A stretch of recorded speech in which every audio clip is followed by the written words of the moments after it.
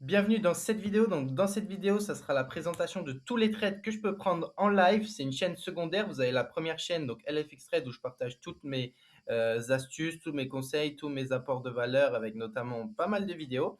Et cette chaîne-là sera dédiée uniquement aux trades que je prends en live avec l'explication et le trade screenshot à l'appui. Donc ça, c'est le trade que j'ai pu prendre aujourd'hui, mercredi 8 juillet. Donc là, vous avez à l'appui le screenshot. Donc je suis rentré ici, donc je vais vous expliquer le trade. Je me suis payé dans un premier temps à peu près à 8 R et ensuite laissé couler à peu près jusqu'au TP final qui est 21 R. Donc, concrètement, comment j'ai analysé? Donc, je suis arrivé sur les graphes et premier truc que je vois, c'est je dézoome en higher time frame et on voit qu'en fait, le prix, il crée des réactions dans cette zone de trappe. Autant vous dire que du coup, on comprend qu'il y a de la liquidité sous ces niveaux-là et du coup, on a des acteurs qui veulent se placer à l'achat.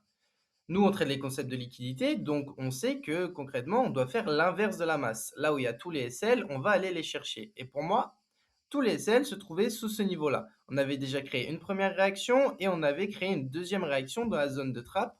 Donc, on avait des acteurs qui se plaçaient. En plus de ça, on avait des cassures de structure qui, du coup, nous laissaient croire que les acteurs étaient confortés à l'idée de prendre un trade. Maintenant, si on se réfère à la data de la journée précédente et de ce qui s'est passé durant la session asiatique, on voit qu'on a suivi clairement une structure baissière. Donc, on avait des acteurs qui voulaient vendre parce que là, on voit qu'on a une trendline, on voit qu'on a des BO qui se placent, on a des break and retest ici, on a du coup énormément de SL sur ces niveaux-là. Et où est-ce que tout le monde trail stop? Tout le monde trail stop au niveau de ce niveau-là parce que la plupart se mettent à BE à partir de la deuxième cassure de structure qui était du coup ici. Donc tout l'argent se trouvait exactement ici. On voyait une zone de trappe à ce niveau-ci. Donc là, c'est un piège à ne pas tomber dedans parce que vous pouvez vous dire, OK, là, on a fake boss parce qu'on a saisi la zone de trappe. Mais non, c'est pas un niveau où on va rentrer en position. Pourquoi? Parce qu'on n'a strictement aucune contrepartie. Donc, on n'a strictement aucun acteur qui veut l'acheter, à part un BO majeur qui se fait à partir du coup d'ici. On a du break and retest.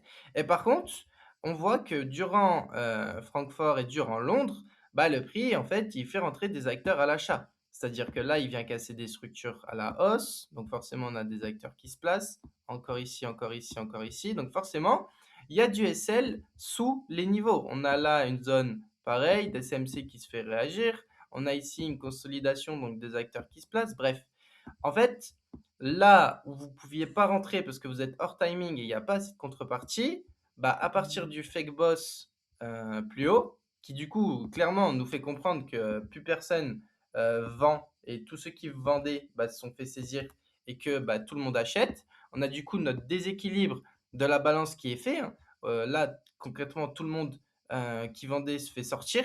Et à partir de là, avec le speed qui fait croire à tout le monde littéralement qu'on part à la hausse. Donc tout le monde pense qu'on part à la hausse, ok?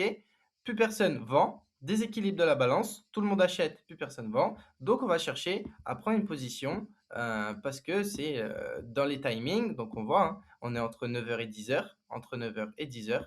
Donc timing d'inducement. On voit que là le prix crée un speed, ok? Fake boss. Puis vient pas casser de structure, donc on n'a pas d'early qui veulent se vendre. Pour le moment, tout le monde veut l'acheter. Et tout le monde veut acheter où? Dans la zone de trappe ici, qui est tout simplement un niveau d'order block où la plupart se disent, OK, bon, le prix, il va réagir ici parce qu'on a une zone d'order block pour aller faire des plus hauts. Parce que je vous le rappelle, via le speed, tout le monde pensait qu'on était bullish.